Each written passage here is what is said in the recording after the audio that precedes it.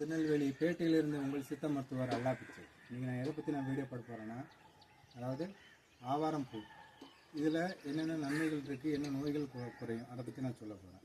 அதாவது ஆவாரம் பூ திண்டோ சாவார் உண்டோ ஒரு பழமொழியே இருக்குது. இந்த ஆவாரம் பூவில் நமக்கு ப்ரெஷரு, சுகரு இதெல்லாம் கண்ட்ரோல் ஆகும். ரெண்டாவது இந்த வெயிலுக்கு வந்து பாருங்கள், நீர்க்கடுப்பு, வெள்ளைப்படுதல், அது மாதிரி அதிகமாக இரத்தப்போக்கு, பைல்ஸு இது மாதிரி சம்மந்தப்பட்ட நோய்களுக்கு இந்த இது உகந்ததாக இருக்கும். இது நம்ம எப்படி பயன்படுத்திக்கலாம்னா, இந்த பாருங்கள், ஆவாரம் பூ நம்ம ஃப்ரெஷ்ஷாக பறித்து காய வச்சுருக்கேன்.